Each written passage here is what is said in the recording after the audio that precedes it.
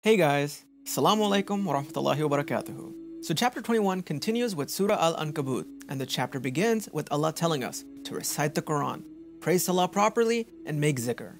Salah, Quran, and zikr are the three most powerful tools a Muslim has, yet we don't use it the right way.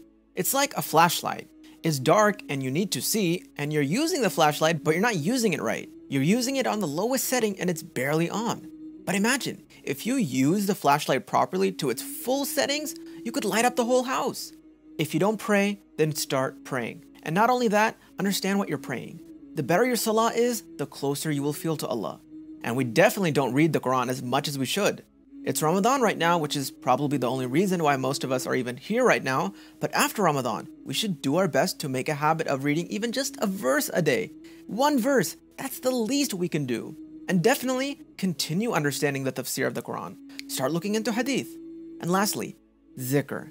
You've all heard this before. Zikr is to the heart as water is to a fish. Those individuals who do not think of Allah often, they just pray 5 times a day and that's it. And especially for those people who don't pray at all, your heart was designed to want Allah. And when your heart and soul don't get that, it becomes sick. It becomes depressed. So make zikr more often. How hard is it to just make zikr as you exercise or drive home from work or school? Seriously. These three are your foundation for a better life. It will change your personality and your entire life. I promise you, you will begin to see a huge difference once you start doing these 3 things properly. So during this time the surah was revealed, there was a lot of violence against the Muslims by the Quraysh, especially for the new converts. Allah tells us, the earth is huge. If you feel it is too difficult for you to practice Islam in a specific city or country, then move. Migrate somewhere else. Allah says He will help you and provide for you. Or say that you work at a job that doesn't let you take even a 10-minute break to pray. Find another job. Either have the strength and patience to do what you need to and find a way to pray, or just find another place. Allah says, look at the birds and animals. You don't see them carrying around a backpack with all their food, right? They wake up every morning, they go and find food. And who do you think provides every single ant, bird, and animal with food? Allah does. These creatures have nothing, yet they trust Allah and Allah gives them what they need. So don't worry that, oh my God, how am I gonna live if I move somewhere else? Or how am I gonna make money if I leave my haram job? Allah is promising that He will take care of you. And by worrying that, oh, how am I gonna make this work? You are basically insulting Allah, because it's as if you're saying that, oh, I don't trust Allah to fulfill His promise. I don't think Allah will help me. You do your part and Allah 100% promises to do His part. Remember, sometimes Allah stops you from making money or from finding a job as a test. And sometimes Allah gives you a lot of money also as a test. Whatever financial situation you are in, remind yourself that Allah put you in that situation because Allah wants you to learn something during this time. That Allah knows that this is what's best for you. Allah reminds us again that this world is temporary. It's just a layover. You will not be here for very long. If you want to leave the airport and go sightseeing, fine. But don't get so distracted that you miss your actual flight. Allah promises to help those who put in the effort. So don't just make dua and then do nothing about it. You want help, then you have to put in the work for it. The most hardest thing for a person to do is change. People do not like to change. Humans are lazy, stubborn, and stupid. They are weak. So ask Allah to help you change. Ask Allah to make it easy for you to change. Ask Allah to motivate you to become a better Muslim and a better person. And ask Allah to help you not be lazy. So this is where Surah Al-Ankabut ends and the chapter continues with Surah Ar-Rum.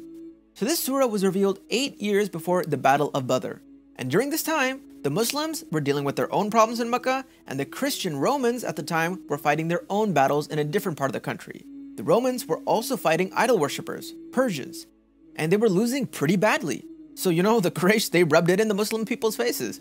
That, look, we're gonna destroy you just like the idol worshippers did with the Christians. The significance of this surah is that it predicted that in the future, that within 3 to 9 years, the Romans will win and so will the Muslims. So that's where the surah starts, by making this prediction that the Romans will lose right now, but they will win later on. And at that time, no one would believe that would happen, because it just seemed impossible considering how badly the Christians were losing. Even 8 years after this verse was revealed, things got even worse for the Romans. That there was 0 chances of the Romans winning. 0. But of course, Allah's prediction came out true. The Romans ended up winning, and at that same time, the Muslims miraculously won the Battle of Badr. The Quraysh, they asked for signs, right? Well, this was a huge sign that the Quran predicted that the Romans and Muslims would both win a specific battle. Yet did the Quraysh believe? Nope. So this is a lesson for us, that we will lose many times. We will fail many times, but don't get sad. Always be hopeful. Trust your Creator, because Allah can change your life around within a blink of an eye. But what do some people do when they fail or when things go wrong? They get upset at Allah, that, why did Allah do this to me? Especially when I was praying and being a good Muslim. Why should I continue praying if my life is going to suck anyway? So they stop praying. It is very easy for us to fall into this trap, but this is because our thoughts are wrong. We think us failing and being in hardships is because Allah hates us or something. No, we forget that Allah does everything. Every little thing Allah always does to help us. We might not understand how failing and losing your loved one is good for us, but Allah knows. You just have to trust Allah. Allah talks about self-awareness, this concept where you understand your purpose. Ask yourself, how are you here? Why are you here? Like, why are you alive right now? Those people who are so narrow-minded, all they think about is what errands they have to run tomorrow when they wake up, or doing homework, or what they're going to eat, paying the bills, and when they're going to find time to watch their dramas on Netflix. That's all people think about. They think that's what life is about. School, work, have a family, attend weddings, travel, and then eventually die. And sure, they pray too. Maybe they might even read the Quran here and there, but they don't get it. People do not understand that that's such a waste of a life. That's the life of a sheep, of a robot. They don't look at the bigger picture. They can't see that life is about more than just working and paying bills. It's about finding Allah, understanding Allah, and helping others find Allah too. It's about loving each other and doing the right thing. It's not about the money or fame or success. It's not about the mansion or cars. It's about being a good person. Actually, no, it's about being the best person you can possibly be. Being the best Muslim, the best son or daughter, best friend you can be. It's about being the best servant of Allah. That's what this life is about. So Allah reminds us again that He's made us from dust. And when you realize that human beings are actually made from the same elements as earth, as the stars and the moon, you then realize what Allah means when He says He created us from dust and then put life into us. Allah tells us how He created our spouses for us so that we can find peace in them. Allah created two sexes, male and female. Transsexuals are still considered either male or female, but basically Allah is confirming that He has created us in pairs to complement each other. A perfect harmony, and this combination also helps us make babies. Allah tells us that He created spouses for us so that we can find peace. But why is it that so many people get married and they still don't find peace? That's because both people focus on receiving. They only think about what they want from the other person, but they forget that they also have to give. The relationship works both ways. Allah has already told us how the relationship should work, what the husband needs to do and what the wife needs to do. But do we follow it? No. So how can we expect peace if we don't follow it the way Allah told us to? Allah tells us, look how unique all humans are. On the inside, we're all the same, and on the outside, we have the same features, eyes, nose, mouth, yet Allah has made every face look different. I'm sure you've heard that even snowflakes. Every snowflake structure is unique. Even two leaves from the same tree are not the same. We have different skin colors. We have hundreds of different languages. This is to show that Allah is the master artist. We weren't just copy and pasted. Can you imagine how the world would look if we all looked the same and sounded the same? How boring! Allah is the ultimate designer who created us so beautifully. So the surah continues, and believe it or not, the Quraysh eventually admit that Allah was the true God. They accepted it, but they said that there are still more gods, smaller gods under Allah, meaning they accepted Allah as the main God, but they still wanted to worship the God of rain, the God of earth, the God of sun. Allah tells them, and I'm going to change the example here, say you're the CEO of a company. You put in so much hard work. Would you want anyone else taking credit for your work? Would you want anyone else to take your huge salary that you worked your sweat into? No, right? Then why do you give credit to other false gods when Allah is the only true God? You wouldn't want anyone else taking credit for all your work, so why do you keep giving other gods credit for Allah's work? All credit, all of it, only belongs to Allah. Allah says, don't be like those people who only cry out to Allah for when they need help. But then as soon as life is good again, they forget Allah. And Allah says, don't be like those ungrateful people either, that when their life is good and amazing and they're happy, one tiny bad thing happens and it's like the end of the world, that how could Allah do this to me? I'm not going to pray anymore. Don't do that either. Those who are in a financial situation, do not think that you are poor because Allah hates you. No, it's just another test. Allah can easily give and take whatever He wants. And the purpose sometimes is so that you can ask Allah for what you want. So if you need money, you need help, you need anything, just ask Allah and Allah will give you what you need. Allah reminds us, I gave you money and wealth so that you can provide it to others. So make sure you take care of your close relatives. Remember, they have a right to your extra wealth. And make sure you provide for the poor. When you give charity with Allah in your mind. You know how when you clean the kitchen for your mom, you can picture your mom's happy face in your mind? Similarly, every good deed that you do, just imagine Allah being happy with you. Allah says, look how I made you. I made you start off as weak, and then I gave you strength, and then I made you weak and old. Allah is talking about how as babies, we are weak, but we grow up and we become strong. But then eventually, we become old and weak again. There is no escape from Allah's design. We can exercise all we want to stay healthy, but out of nowhere, we can get sick with cancer. True health is all in Allah's hands. Allah says, do not despair. Do not feel sad or depressed. Do not give up. We've all seen dead grass before, right? Dry land, there's no flowers or anything. Look at how Allah brings it back to life with rain. Similarly, when your heart feels dry and dead, who do you think can bring it back to life? Yup, Allah subhanahu wa ta'ala. So do your part that Allah has told you. Have patience and Allah will bring rain and bring your heart back to life. So this is where Surah Ar-Rum ends and the chapter continues with Surah Luqman. So this surah starts off by saying that this is a book full of wisdom and it will guide anyone who wants to be guided. The Quran will guide the people who do good. It will guide those who properly and lovingly do salah and pay zakat. Meaning that the Quran won't guide you if you don't want to be guided yourself. And again, we see these two things over and over. Salah and zakat. Why? Because it's the most important duties of a Muslim. Salah is your duty to Allah and zakat is your duty to Allah's creation, the people. Imagine a world where everyone was Muslim and everyone would donate to help others out. There would be no more homeless people. There would be no more poverty. Allah talks about how some humans will get so distracted with dramas, TV shows, movies, and entertainment that it will lead them away from Allah. We live in a world that revolves around entertainment. Everything is literally all about entertainment. The latest movie, the TV shows, and the Netflix shows that we binge watch, the music we listen to day and night on our headphones, the funny YouTube videos that we watch and share on WhatsApp, even TikTok videos. Yes, on the outside, they might seem all harmless, it's cute, it's funny, it makes us laugh and smile, but it's such a huge distraction. I mean, come on. We are so excited to see the new Avengers movie, and we are so in love with actors and actresses like Shah Rukh Khan or Tom Cruise. We follow celebrities like the Kardashians like sheep. All for what? Entertainment? People would rather watch a 30-minute drama on ARY or Netflix than watch even a 10-minute video about something religious. And you know that's true, and it's so wrong. And that's exactly what Allah is warning us against. So now Allah tells us the story of Luqman. Allah tells the people of Quraysh that the message of the Quran and all the things that it says is not new. This same message has been around for thousands of years. It's come down with every prophet. So why are you acting as if this is like totally new and shocking information? Allah then says, you people actually love quoting a man named Luqman. All the smartest people from your group have always talked about the good thing Luqman has taught. But of course, they coincidentally ignored all the other parts that they didn't like. So Luqman wasn't a prophet. He was just a regular man who Allah had given a lot of knowledge to. And he was alive during the same time as Prophet Dawood alayhi salam and his son Prophet Sulaiman alayhi salam. So the Quran talks about the story of all the lessons Luqman told his son. Listen, son, always give thanks to Allah. Always be appreciative for every little thing. Obey Allah's rules.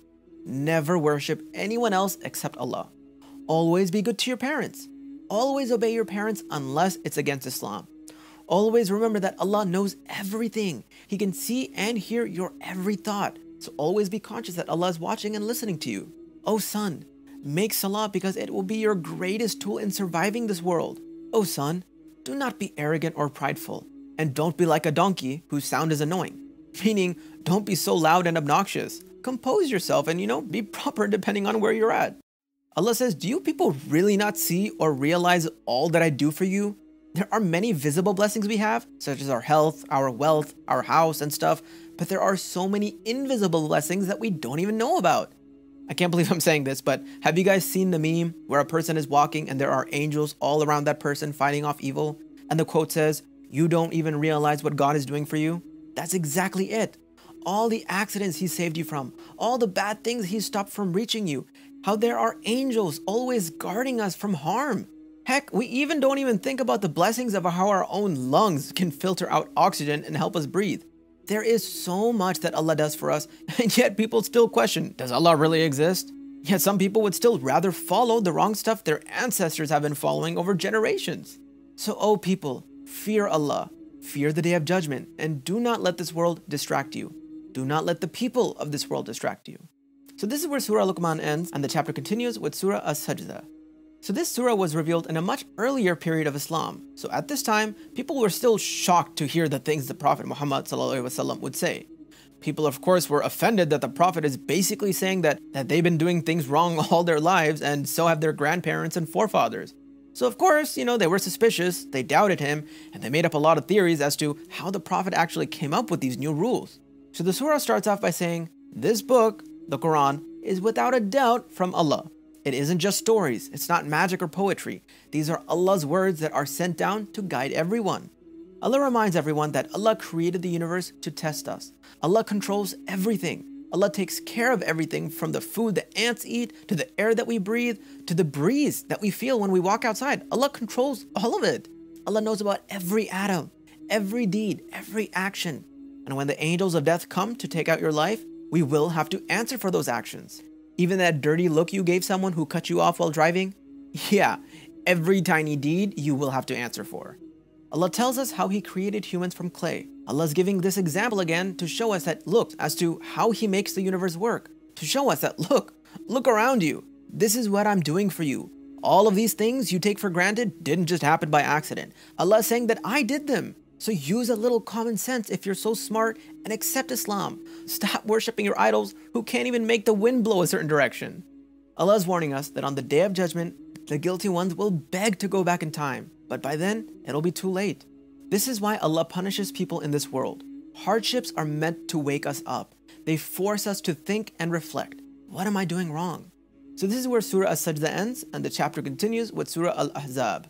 So remember, in one of the past surahs, we spoke about the adoption and how an adopted child is not considered the actual child of the family. If that adopted baby was not nursed by the mother for a certain period of time, then that child would not be considered mahram when they grow up.